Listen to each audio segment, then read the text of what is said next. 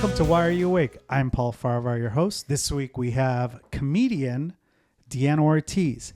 Make sure you follow her. Also follow me on Instagram. If you're listening to this podcast, go watch it on YouTube. My YouTube channel is youtube.com/paulfcomedy.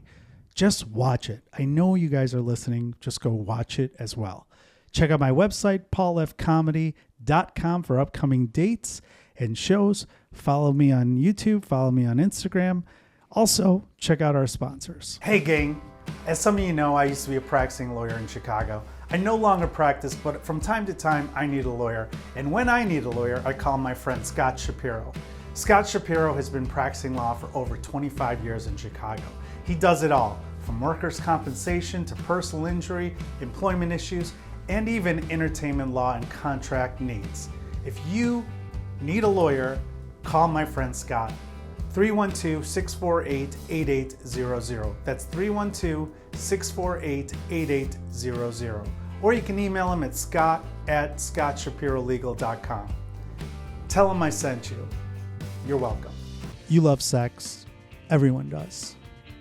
Have you ever used sex toys? Ever wanted to? Or you just feel weird about the whole thing? Well, Love Shop Toys has been in the business of destigmatizing sex toys for years, 20 years. You want a sex toy? Go to loveshoptoys.com and check out their huge variety of options. Whether you're straight, gay, trans, whatever you're into, Love Shop Toys has something for you. And if you're uncomfortable about it, guess what? They send things discreetly so no one has to know about whatever you're into. And even if you're not very active in the sex toy business, check it out. loveshoptoys.com. They send you everything, and it's free shipping for everything over $69.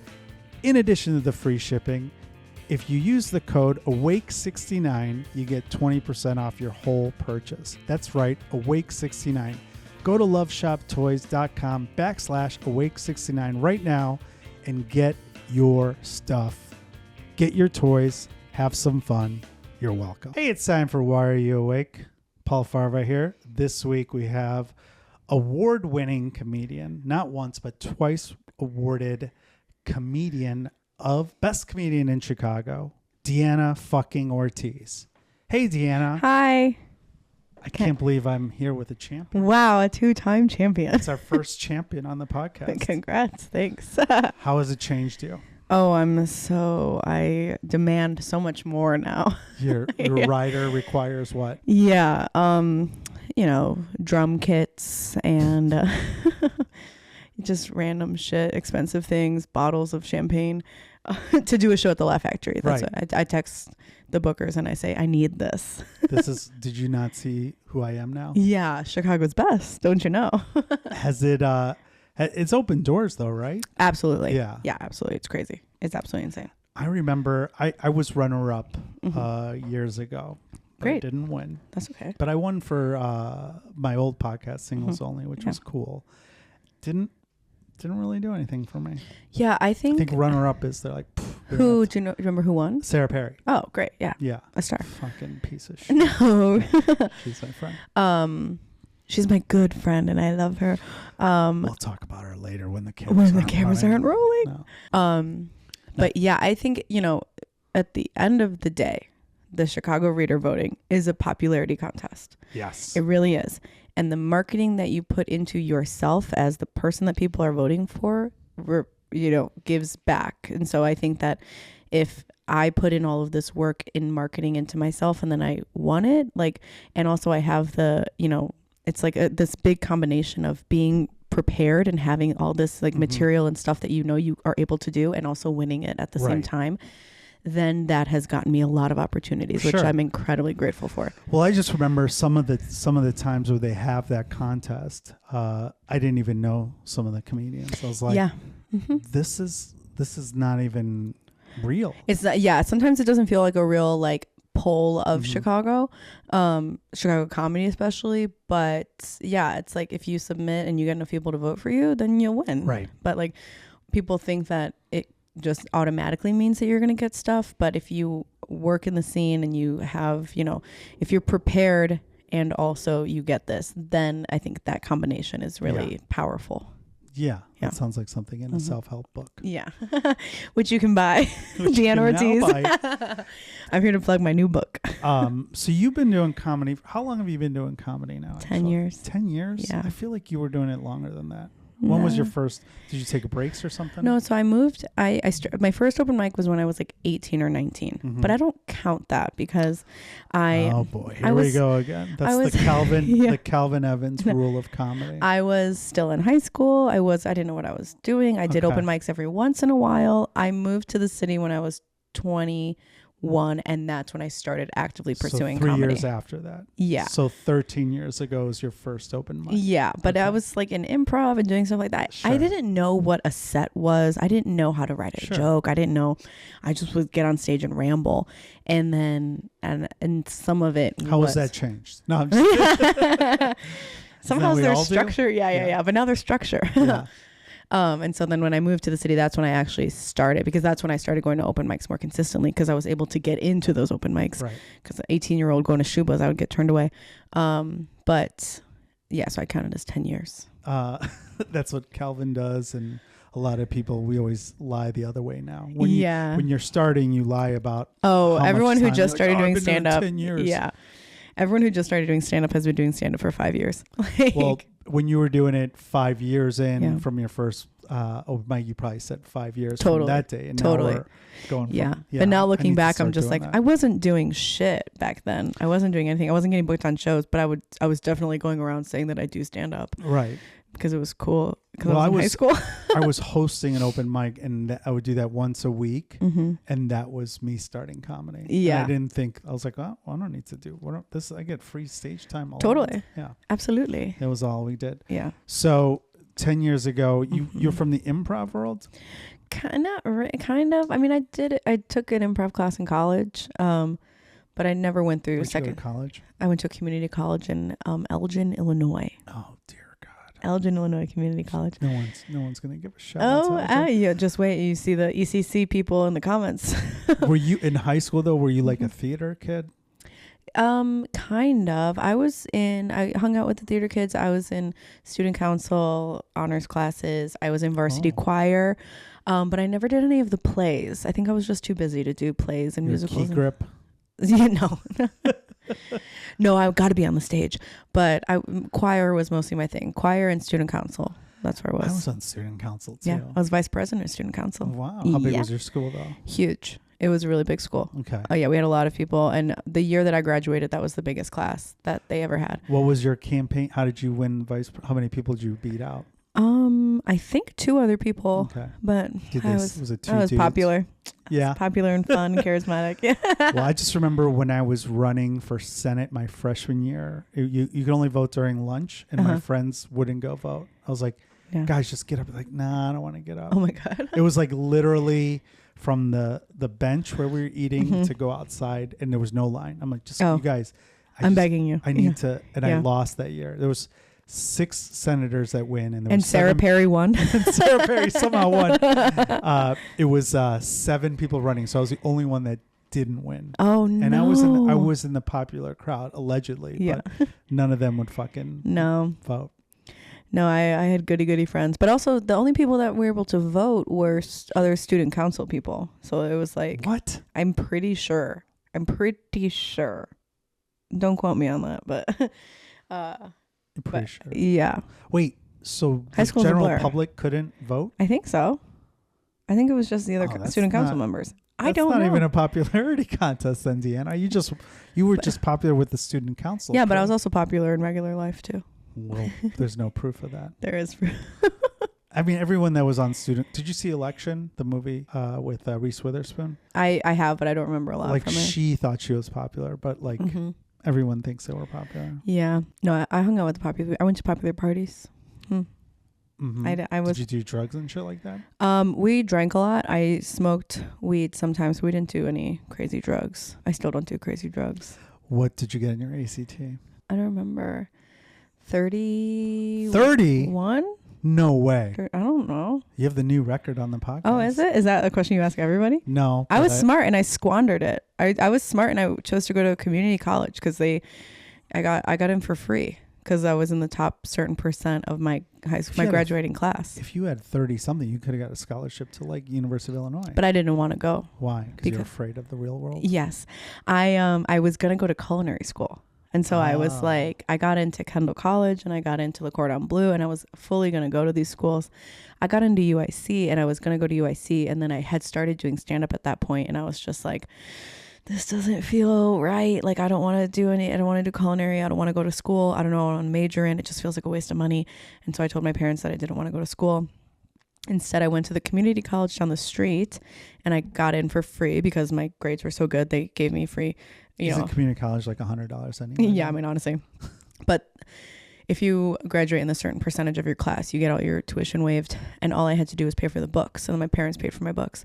And then I would take the books and sell them and get cash. Anywho, what was the question? So you told your parents we were going to go to college. They were okay with that? Yeah. Really? Yeah. Oh, God. Because I told them, well, I mean, I was going to go to a community college, and I told them that I was going to, get my associate's degree and then take that associate's degree and go get a bachelor's degree. And so then at that point, I knew I was never going to go to a university, but they didn't. And so then I got my associate's degree. I had already started doing stand-up. I was going to move out to the city and start doing more stand-up. And I told my parents that I was going to focus on this for a little bit and then see what happened from there. And I said, if I don't see any success in like 2 years doing stand-up in Chicago, then I'll go back to school. And then I never did. And they were cool with that? Yeah. Wow. Yeah, they're pretty chill. I mean, parents are cool. What are they going to do? Force me to go to a university? Yeah, that's what my parents would No way. No. My sister went to UIC. And then me and my brother, he ended up, he's in the arts as well. And so he took some time off and he traveled abroad, and then he went back to school eventually. But we were just kind of like, we'll figure it out. And they were like, okay, figure it out. Yeah, pretty laid back. Wow. I mean, I figured it out. We all figured it out. Did we though? Yeah, I have. Okay. Were you going back to like high school and stuff? Okay, wait, but I will also just say my mom does every once in a while. She'll like take me aside and be like, it's not too late to get a bachelor's degree. Like, for what? She'll be like, you can major in stand-up at Columbia. And I'm like, yeah, okay, I don't want to. The teachers are people that like you taught. I literally, I'm just like, I'm people. good. We're good. Thanks. Though. Does like the commercials come on TV for like schools? She's like, oh, University of Minnesota. Wow, that's a good university. Not anymore. Now that I'm in my 30s, they've given up hope. But it definitely was in my like early 20s that they were just like, you always can go back. Right. You always can go. I'm like, I know, it's okay. But you've also figured out how to make comedy work for you. Totally. Because you're earning money not only through comedy, like the traditional stand-up, but like you have side hustles that are like comedy adjacent. Yeah. And you make money on it. Yeah, and I think that's the other thing. Like once I started like making actual money and not just like, I mean, for most of my 20s I was waiting tables. And so now that I'm just like making money and able to like, actually do things with comedy and writing, they're just like, okay. It's unconventional way, but she got there somehow.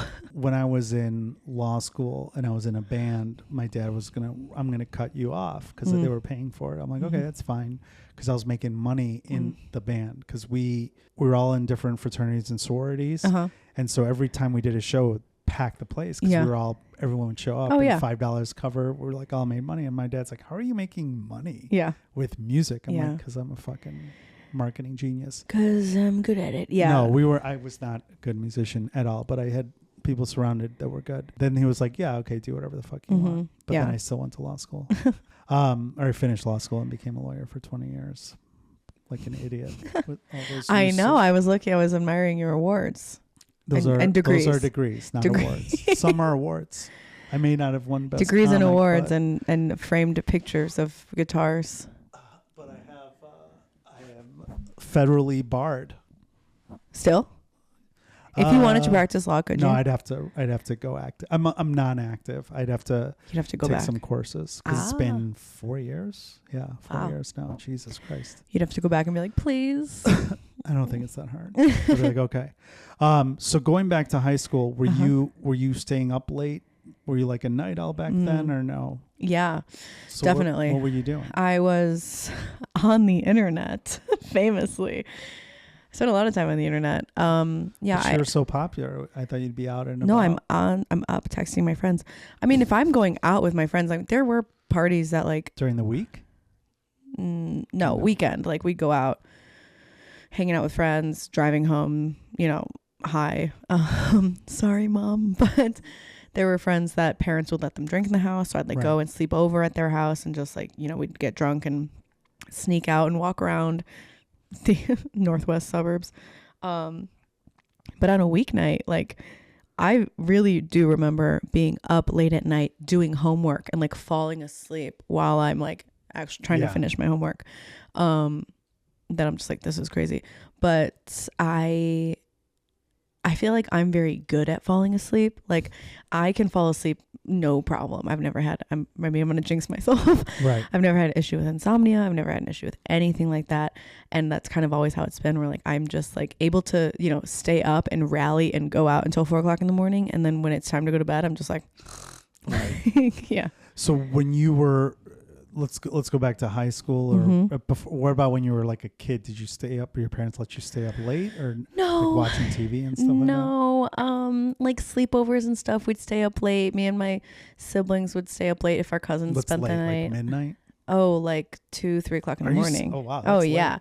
Because we would all sleep in the living room watching TV, and we'd if like we had our cousins over for a sleepover. Just for the sleepovers. Yeah. Oh god. No. We all had rooms and beds. But that was like a fun treat of like, oh my gosh, if Chris or if Adam is spending the night, we can all sleep in the living room. We can all like talk and gossip together, and we can watch TV. And we would watch like Whose Line Is It Anyway was huge. And then we'd watch that like old lady talk about like sex. Yes, we watched her a lot, and then lots of Girls Gone Wild, like commercials. Yeah, like you wouldn't buy the tapes. No. But there were local women in our area that were excited to meet us, according to these infomercials. So we would watch a lot of those, and yeah, I remember like, and you know, like going out and sleeping over at my friend's house, we would stay up all night, just like watching TV, and like that time of the night where Friends is like always on a rerun, like we would do that of just like watching the same show again and again and again and again. We would do that a lot and just be up, because it's like the time where you're not supposed to be up, and like sneaking downstairs to, you know, steal shit from the kitchen or whatever, and like not wake up the parents. Like I did a lot of that stuff. Did you, when you were in community college, then you were staying at your parents' house? I was still living at home. So what were you doing there? Were you still acting like a fifth year high school student? A little bit, yes and no. I think towards like, because I only stayed an extra 2 years, because I took classes all through the summer, so I could graduate early. From the community college. Yeah, to get to move to Chicago. That was basically, I was like, I'm just gonna like do this super intense course, move to the city, be done with this, get out of my parents' house. And towards the end of it, I was like going out and drinking, and like I would come home drunk. And my mom would like, my parents' big thing is like, if you come home, just let us know when you're home. You know, like no matter what, even if it's 3 a.m. When I was in high school, there was a curfew, but once I was 18, it didn't really like, it wasn't that big of a deal. But I do remember at one point I came home and my mom like comes down on the stairs and she's like, Deanna, is that you? And I went, yeah. And I was like hammered, and she was like, oh, what time is it? And then she's trying to have a conversation with me, and I just went, you know what? I'm drunk. Sorry, not sorry. Go to bed. And that was it. Yeah, I think my parents were just ready to have us out of the house. And so then they were just like, you know what? Do whatever the fuck you want. We don't care.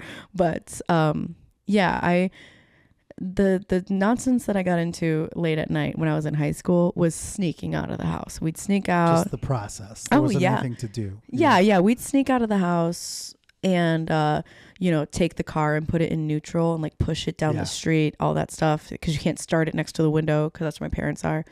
And like sneaking in through the back doors, or like having a sibling open the back door when you're coming back, all that stuff.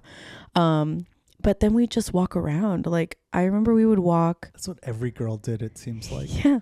We'd sneak out and go walk to boys' houses, and then they would sneak out, and we'd just like be in a field talking to each other. And we were like, this is so fucking romantic. Yeah. Or we'd walk right up the street from my house. There's a 24-hour grocery store, and it's huge. And so we'd walk to Woodman's and like, just walk around and look for stuff. in middle school, we were really big on like TPing. So we'd sneak out and buy toilet paper, TP even people's in high school. I houses. think we did that too. Yeah, we did it. We up until I think like sophomore year, we TP'd houses because then people can drive. Yeah. And so now you have a getaway because other times we just like run away. Yeah, we just run and have like a meetup spot. They don't do it any. Who are the targets of the TPing? Friends, enemies, scorned ex-boyfriends. We were such assholes. We would like target people that were just a little weird. Yeah. And I'm like, because we didn't know who to, we're like, we want to go TP, but we don't have someone to do. Yeah. And then it would just be like, I would always be there. And then all of a sudden one day I was getting TP'd. I was like, oh no, fuck, I'm out of the cool club. Well, my house never got hit because it was right on the corner of like two busy streets. And so it just was never a good like area. Because every angle of my house was underneath a street lamp. Under surveillance. Yeah, always under surveillance. And yeah, we would hit other friends' houses or like, you know, boys that we liked or boys that we hated. We'd go to their house and TP. Or if it's just boys like neighbors. That you liked. Yeah. That's a good way to well, they don't know it was us. Right. But at least you get to see their house and you can imagine when what they're doing in his there. Mom's punching him in the face for what is your friends doing? I wonder what his room looks like, right? Like, or TPing his house. Like, I wonder if that's his bedroom. You moved to the city. You're doing comedy officially. Officially, that's where you start. I started the clock starts. Yeah. And you're doing open mics. Yeah. You're old enough to go to the bars now. Yeah, okay. yeah. And I started doing Hoo Ha Comedy. Remember Hoo Ha at Beer on Clark? Yeah. I did that show once. Yeah. Yeah. It was fun. And you're doing these shows. You're producing shows. You're doing stand up. Then what happens? You live downtown by yourself, or what? I was living actually right down the street. I was living on Lincoln and Fullerton. Okay. And I had two roommates, and they were both in college at DePaul. And so like friends you knew or just randoms? No, friends. Yeah, okay. I went to middle school with one of the girls, and then we went to rival high schools. And so then when Megan was moving, I was just like, I'll go with you because I didn't have anywhere else to go. They're not comedians. No, they're not. Okay. No. They had normal day jobs and shit. So they were still in school. So okay. yeah. Right. So they were at DePaul. So then they're still in school. You guys have the same hours basically. Yeah. I was waiting tables, and I worked like two jobs. I was working a brunch restaurant, and I would host. Which brunch restaurant? Stacks Cafe. I don't know. It's on Taylor and Loomis. It's incredible. Everyone should go. And then I worked across the street at Francesca's on Taylor as well. So I was hosting at Francesca's on Taylor, and then I was waiting tables at Stacks in the morning. So I was basically like living on Taylor Street, basically. And then when I would do shows were every once in a while, and mics were every once in a while, and I made sure to take off on Wednesdays because that's when the Laugh Factory mic was. Oh yeah. Yeah. So my days off were like. Was I hosting it when you did the open mic? Do you remember? I don't remember. Okay. It was always different at that point. This was like when this is when we'd like line up and like sign up for a week later. Oh, that was before me then. Yeah, and like Jamie would come on like the one Wednesday of the month, and people would. This was before they had a regular host. I don't really remember. Well, I hosted it for 2 years. Yeah. And then Pat Tomasula hosted it before that for 2 years too, I think. Okay, so you're doing the shows. You're working late nights, so you're a night owl at this point. Your schedule's been shifted. Yeah. Do you still wake up early when you have to work? No. Waking up is so difficult. Falling asleep is so easy, but it's impossible to get up.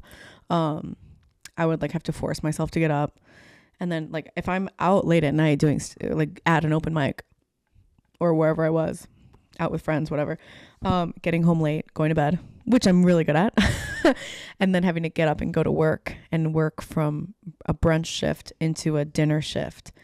I would sleep in my car a lot, and like in between, I would like, well, because it makes so sense to drive all the way back to. Oh yeah, absolutely not. Taylor's far south for those you know. Yeah, it would make no sense. So were you going out with like your coworkers, or were you hanging out with comedians at this time? Comedians, but even at that point, I didn't really have like comic friends. I was just at the mics. Those are the student council days. Couldn't weasel your way in. No, I was just at the mics, but I was going up last at the mics. You know what I mean? So you're just like there late, but it's not like you're like hanging. You're just kind of like, oh God, what's going on? When am I going to go up? Or if I'm like at a show, I'm thinking of like, Lily's and Irish Eyes. That's or like surprise party. That was a show on Wednesdays. That Irish Eyes. I remember doing that one. Yeah, that's some like Lily's. I don't remember. Lily's is right next door to Irish Eyes, and it's like their whole gimmick is we have the strongest Long Islands in the world. It smelled really bad in there, right? Yeah. I do remember that. Yeah. Now. And so it was right across the street from my apartment. So I would hang out there and like get drunk and, hang out with the people that were on those shows or like go to the mic and hang out at the bar at Irish Eyes and then just get hammered there and cross the street. Like literally my apartment was across the street. Right. And then I would wake up and be like, how did I get home? Who let me cross the street last night? But that's mostly what it was like. And then everything changes. You start doing stand-up. Before you became a 2-time winner. Yeah. I mean, it was just you start getting booked on more shows. Yeah, and you were at the Lodge too, right? You were at this point, no. Okay. In 2016, I got added onto the Lodge, and so like getting added onto Hoo Ha and getting added onto 2 Hour Comedy Hour, that was huge. In terms of like me what getting was 2 Hour Comedy Hour. It was at Gallery Cabaret on Saturday nights, and it was me, Andy, and J-Mo. Oh yeah. I remember that show. That was fun. So fun. That kind of changed the energy of like hanging out late at night and like staying out, and like my relationship with my now best friend Meredith got to be really close. And so like if she's hanging out, I'm hanging out, so I think that changed a lot as my shows, as I started booking more shows. So after the shows, it was just social for you. You're totally just partying. Do you remember Hoo Ha used to do like it was like towards the end of our run, we had this like random warehouse that we would do shows in. It's called the White Room. No. And it was like once a month, and it was like this abandoned warehouse, and it was just like a huge rager. Rager? Yeah. It was after the show, you mean? After the show, yeah. No, I wasn't invited. We'd like do the show. Everyone was invited. You might not have done the show, but you totally could come and hang out. But it was hard to get to. It was on like Cortland on the river, and you had it truly was like an abandoned warehouse. And if you didn't see the Hoo Ha sign, you're just like, well, I'm fucked. But though I remember those were late night hangs. Now I feel like the kid that was teepeed again, because I feel like I didn't know about this fucking thing. Oh my God. I remember Hoo Ha. Yeah. I remember I did it. It was at a bar in Wrigleyville. Yeah. That was it. Yeah, we did it at Beer on Clark and then Rocket Burger Bar. Yeah. Sorry. So you're doing those shows. Yeah. After the shows, it seems like you're just partying and socializing with getting hammered. Yeah. And then after shows now, or let's go a few years later, when do you start not partying? Yeah. Or is it still happening? I don't even know. It's like yes and no. Like if my friends are hanging out, then I'll go out. It's less of like I'll find myself at bars with comics that I don't really want to hang out with. And I'm just kind of looking around and I'm just like, everybody's here for it. Sarah Perry. I would never. You kind of look around and you're like, everybody's here for the hang, and it's not a good hang. Like I'll go out with friends that I know I'm going to have a good time with. What constitutes a good hang? Friends who I can talk to. Okay. Friends, a good bar, no one trying to like talk comedy at you. You know what I mean? You don't like to talk comedy late at night? No. And like, if people come up to you and they're just like trying to talk about the show that they just did, or like, oh, I do this and this and this, and oh, this is happening. Oh, you mean like not talking comedy, but talking about like selves in comedy. And I want to talk to my friends about that. That's great. But like to hear like a random person who I don't know come up to me and just start like, who books that? I'm actually like, yeah. Oh, what'd you do? Oh, where'd you come from? Oh, where is that? Okay, great. Yeah. No, I'm going up there too. And I'm just like, I don't care. It's not a measuring contest. It's fine. That's fine. That's stuff you can tune out, and that's not going to make. But the thing that I don't like is when comedians are working on bits subtly. Like, are you trying to be funny right now? I've called I've called people out on that before when they're like doing something. I'm like, are you running something on us? And they're just like, no, wait, what? But in the very same breath that I say that, my biggest thing, and I know it's annoying and I don't think I'll ever be able to stop, is when I'm having a conversation with a friend who's a comic. Like I was just doing it with Dan Dries the other day. He was talking to me in the hallway and at the Lodge, and we were seating the 8:00 show, and he was talking to me about something, and I just looked at him and I went, you need to write that down. I'm the number one person to do that. Of like, if I'm talking to someone and they're just blah, blah, blah, I go, you should write that down. Yeah. Don't work on it now, but write it down for tomorrow. Right. I don't know. That's different. That's like something happened wasn't I think planned. I'm being helpful. Right. I think that's different. But when people are like intentionally bringing up, it's like bringing up a topic. Yeah. Like, student council. Yeah. Speaking of which, oh, wouldn't you know it? I have this crazy student council Yeah. bit. Should I work this out? Yeah, that feels grimy and bad when the idea is to just like, let's just hang out and chat. And that's a not fun hang. And normally that's just with people that I don't really know that well. But yeah, hanging out with people that I do know, I'll always go out. I feel like there's a lot of people that, like you and I, we know each other transitionally, but if we're in Chicago, we're probably not going to hang out. But if we both end up randomly in like Indiana or something, like, oh, you're the only person I know in the next 400 miles. Let's go get food or something like that. That's the only thing that comedy in Chicago brings us together. I know when I go to LA and there's other Chicago comedians, I might not be close to them here, but since we're in LA or in Austin or whatever, you're like, okay, let's go fucking 100%. Because I don't want to talk to people I don't know. Yeah. After a show. And there is that weird like Chicago connection that like if you go to a different place and you kind of know somebody, to reach out and be like, hey, I'm in town. Like, do you want to hang out? Right. I don't know what that means, but like, let's hang out. Or they'll be like, come with me, I'm doing this show. I'm like, I'll go. I don't care. Yeah. When are you creative then? Because I know you work days and then you hang out after shows, not doing bits with people. I am a solemn conversation, serious talking non-comedy with other people. Yes. About politics. No. Yeah. I know that you're big on Trump. Yes. What about like, when are you writing? When are you creative? In the mornings. I have a writer's. So you wake up early? No. Okay. I wake up and I do have a day job, and then I have a bunch of other stuff that I'm doing as well. So when I'm done with the stuff for my day job, I work on other things like the audio series that I work on right now, which is also about falling asleep. This isn't about falling asleep. This is about being awake. Oh, mine is about falling asleep. Okay. So after you're being awake and you want to fall asleep, you can listen to mine. Yeah. But I will do that after my 9 to 5. So if I'm working from 9 until 5, then I will start working on episodes that I'm writing for this audio series. And the whole time that I'm working my 9 to 5, I'm listening to podcasts about the crimes that I'm going to be covering on the episode. Yeah. So I'm kind of doing a little bit of everything. Weekends are big for work in terms of like stand up and stuff.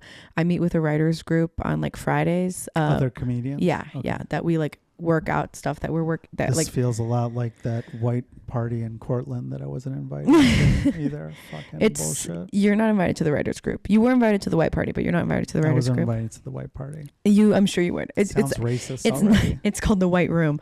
The writers group.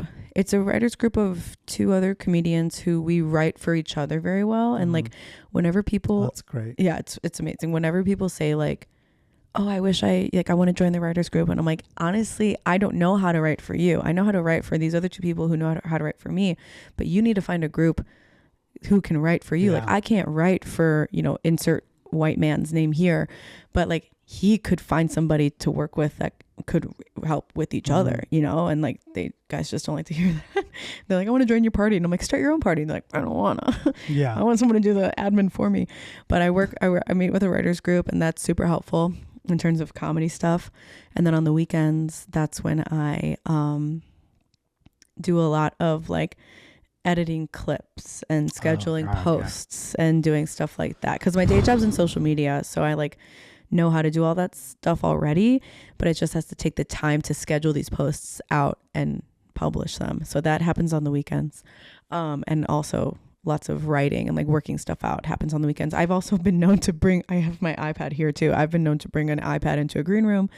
And like if I'm working on things like while other people are on stage, like if I have to be at the Lincoln Lodge while the show is happening, like while the 8:00 show is happening on Fridays or Saturdays, I'm going to use my time there to do other shit. I do that all the time. And people are like, you're always working. I'm like, this is like the only time where you can just like be by yourself. Because I tell myself that I'm going to do it after the shows, but then I never do. Like if I'm like drinking or I'm at a show and then let's say I go out, I'm never getting any work done. But if I go straight home after a show, that's like veg out time. Like that's what does that constitute? Watching TV, scrolling on my phone, maybe scrolling on my phone and watching TV at the same time. High school kid. Yeah. And that's like the only time that I have to just like rot on my couch for a little bit. Are there times where you're out and about? I know you already said you just seem like you're pretty good about leaving a situation if you're not having fun. Mm-hmm. Have you been in situations where you're like, I should have gone home 3 hours ago? 100%. Where did that happen? 1,000,000%. Give us examples. Oh my God, the Lincoln Lodge is the nation's longest running independent comedy show. No, there's been many times, and I started actually. It was friend. I don't know. Has Jonah been on the podcast? Jonah's been on the podcast. Friend of the pod, Jonah Jerkins. He's number 2. I was at the lodge drinking pretty heavily, and Jonah catches my eye from across the bar, and he just goes, "You good?" And then the next day I was like, if Jonah ever gives me a "you good," it's time to go. Like, yeah. Or like if I'm at a bar, like Jonah's my measurement. Yeah. If I'm out with Jonah and he leaves, I have to leave because it is time to go home. Like this episode of Jonah's episode, if you go back, was more of an intervention. It was more like we were out at a bar and he just kept being, we both kind of agreed. We were like, one more, let's just go for one more. Yeah. And then we go out and then we have one more and he just goes, one more. And I go, yeah, absolutely. And then I was like, one more. And he's like, Jonah yeah, one more. Never say that was no to psychotic. Yeah. And then eventually I was just like, I have to go home because the sun is rising. I have definitely been in the places where you just kind of come to and you're just like, I should have been home 2 hours ago. Yeah. What the hell is going on here? Or you're looking around and it's just like, just bad. You're like, why am I here? And I'm hammered. It's always when I get to like the 3rd or 4th location that I'm just like, why did I agree to this? This is great. 3rd or 4th. Wow. Sorry. Yeah, I go hard. No, I don't. That's maybe an exaggeration. Maybe 2nd or 3rd. Let's take it down a notch. But when you were at the lodge, you're a member of the lodge. So like, I feel like when I go there, and I don't go there very often because I'm not in the cool crowd. Going back to the white parties. Oh my God, the drama. But I should have never brought it up. The white party. It's called the White Room. Well, I think I remember the Hoo Ha show. They're like, okay, they told me that you can leave right after your set. I was like, no, I don't have to go. Like, you can leave after your set. I was like, God. Now I know why. They were just trying to get me to leave because you guys were going to have a white party without me. You can leave after your set if you want to. I feel like when I go to the lodge, sometimes I go there and I don't know anybody. And I just feel like nobody knows who I am. And that's fine. But then I also feel like when they ask me at the door, like, what show are you here for? I'm like, oh no, I'm a comedian. I wouldn't ever stress about the people at the door because the people at the door are always non-comics and they're they're always they're just like, you know, the people who are at the door are normally just like, you know, just they're not doing even any at the bar though, that whole area sometimes there's like a bunch of new comedians, and every time I go there, I guess that's at Laugh Factory and Zany's too. I feel like all the bars in Chicago, every time I'm gone for like a month on the road and I come back, it's like a whole new crop of people. Yeah. And how do you navigate that as a comedian who you were at the lodge? Yeah. Do you just approach people and you're like, hi, never, I'm Deanna. Never. 2-time award-winning champion. You got the awards in your hands? No, they come up to me. Never. They never. Well, I'm also like fully working while I'm there. Like I'm always running around. I'm doing stuff. I'm either setting up the main stage show or like I'm helping people in other rooms. Like I'm making sure that all the shows are running. I'm telling people in green rooms to shut the fuck up. I'm kicking people out of the green rooms. But like it's not until the end of the shows that my hang really starts. And at that point it's like other comics that run the show or like the bartenders or but I don't really I don't really want to like go and introduce myself to people. Right. But I don't know. Speaking of telling people to shut the fuck up, I'm glad you say that. Are you going to tell me to shut up right now? No. Like I feel like I'm always the guy who has to tell people at the clubs the comedians to shut up. Oh yeah. And I hate doing it, but I feel like I was like, at one time I told someone, I was like, can I just send an email to people like, don't talk in the showroom? And they're like, don't do it. People are going to hate you. For the Laugh Factory. Oh, really? Like, you know, on the side when you're about to go up. Yeah. Sometimes people start talking there. That's crazy. You can hear it on stage. Absolutely, and you can. People are looking over and you're like, shut the fuck up. Yeah. But I don't know. You can say that though at green room. I can absolutely walk into the green rooms at the lodge and I've taken producers aside and be like, you need to tell your comedians to shut up. Like, or because especially people have it's all the green rooms are out of control sometimes, and then I get it. And at Laugh Factory upstairs, so you can hear it sometimes on the stage. People are laughing really hard, and you're like, dude, I'm setting something up. And like, I think now at the Laugh Factory, they're a lot better about I've been 100%. Told to be quiet there for sure. I've been told to get out of the bar and go upstairs. And then if I'm too loud in the bar, they'll be like, we need to keep it down. And that's when I'm just like, I have to leave. Like, yeah. If that happens, and it's never in a bad, I mean, it's just like a, hey, keep it down. And if that happens, then I'm just like, it's time for me to go. Great. Okay. Loud and clear. Like if I've already gone up, that's fine. But it's hard at the lodge because there's so many, all the comics in the city work at the lodge, because there's so many shows. It's all independent shows. And so then all these comics feel like they can go into the green rooms, but you really can't, because then the green rooms are overflowing. And so then that's why we have signs. We have signs on the thing that says you are only allowed in this green room if you're performing on the show. And I have gone into green rooms and been like, what show are you on tonight? And they're like, oh, I'm not. I'm like, then you got to get into the lobby. We have a full, beautiful lobby filled with seats for people to talk at. What we don't need is a lot of chatter happening right where the stages are on the other side of the walls. Yeah, I hate that I've shit. banged on the walls on stage before to tell people to shut the fuck up. That's just my, I've been a part of the lodge for so long. At the Laugh Factory when they're talking on the side from us, I'm like, hey guys, what are you talking about? Shut up. And then the people are like, I think people are still mad at me from that. But I mean, I've been a part of the lodge for so long that like, what are you going to do? Who are you going to talk? I'm doing this so that you don't get in trouble by the guy who wants to yell at you. Yeah. Okay. So be lucky that it's me and not you're the voice of somebody reason. else. Do you still consider yourself a night owl now? Like, are you still partying? What about weekdays when you're not drinking or? I drink on weekdays for sure. I mean, on the not every night. Maybe this should be an intervention for you too. No. If I don't have anything going on, I will not be drinking. Okay. Like if I have a night off, I don't drink at home ever. Do you go to bed early then on those nights or no? Or you're like, I have big intentions too, but you don't. I never do. You're doing all this other shit. Yeah, I'm like on my laptop thinking like I'm gonna get work done, and then suddenly I look at my clock and I'm just like, oh my god, it's 2:00 in the morning. I go to bed. Yeah. Do you for your day job? Do you have to wake up early though? Ish. I can wake up anywhere between like 8 or 9, whatever time I want to start. But then like if I let's say I start working at 10, then I'll just work until 6, so it's like whatever time I start, I just have to make that up afterwards. So if I have something going on at 6 or at 7, then I'm like, well, I have to get up by 9 because I need to be done by 4 or 5. The other thing that I really love to do at night is I wait until it's midnight and then I play the Wordle. I will like for the next day. Yeah, I will wait until the Wordle turns at midnight and do that right before I go to bed. Wordle. It's incredible.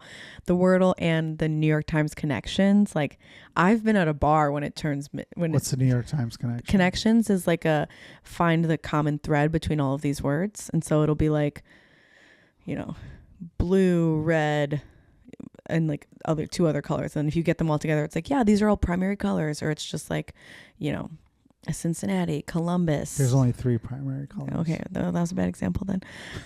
Motherfucker. I'm trying to. This one today. It was Sully, Big, Philadelphia, and it was all Tom Hanks movies. So it comes in like a big grid of like 16 words, but you have to find the ones that go together, and you only have a certain amount of guesses. So one of the answers was Tom Hanks movies. Another one was other words for like throw out. So it was like boot, toss, leave, like you got booted out of the bar, you got tossed out of the bar, you had to leave the bar. That's all. That was one of the phrases, and they go from easy to hard. Wait, what was the 3 phrases? I don't get the connection. Those are 3 things that I can show you. It's hard to explain. That's all right. But it's like you have to like find the commonality between. And this is something people are doing now? Yes, we love it. I haven't heard about it. I've heard about Wordle. Yeah, and it's in the same thread of like the New York Times games. They have crossword puzzle. They have the crossword. They have a Wordle. They have connections. They have spelling bee, which is where you have to like spell as many words with the words that they give you and with the letters that they give you. And then they also have, it's called Letterbox, where it's like a connect the dots to spell a bunch of words. Those are different. I don't do those two. Those are hard. But you're doing the Wordle at midnight. Absolutely. I'm doing the Wordle at midnight, and I'm doing connections at midnight. And only then will I ever know rest. Dear God. Yeah. And sometimes if I'm at a bar and it's midnight, I'm just like, I'll see you guys later. I have some words to discuss. Just go in a corner and do it. I'll do it right at the bar. I'm going to fuck it. Yeah. You are a rebel. So that's my student council showing. I'm just drunk in a bar being like, what's your 5-letter word starts with a P and ends with an L? This is your vice president, somebody out there. You voted for her. You voted if you were for on me. student council. Yeah, thank you so much. Deanna, we're out of time. Oh my gosh, it went by so quickly. I'm so sorry. I'm so sorry Thank for you. your loss. Where can people find out more about you and your projects that you have coming up? You can follow me at Deanna Ortiz _. That's where I post about all my stuff, all my things that I'm doing, my shows, my clips, my everything. And you have that cool thing coming out with I do an audio series called It's Crime for Bed on Hatch Plus. So I write and read true crime stories to help you fall asleep. So the idea is no murder, no gruesome stuff, just tax evasion. Yeah, robberies and, nonviolent crimes to help you fall asleep. And so you can have me talk you to sleep instead of, watching Friends for the 20th time like I do. Well, thank you, Deanna, for coming on the podcast Thanks and for telling us having your me. story. And thank you all for watching or listening to another edition of Why Are You Awake? Now go to sleep.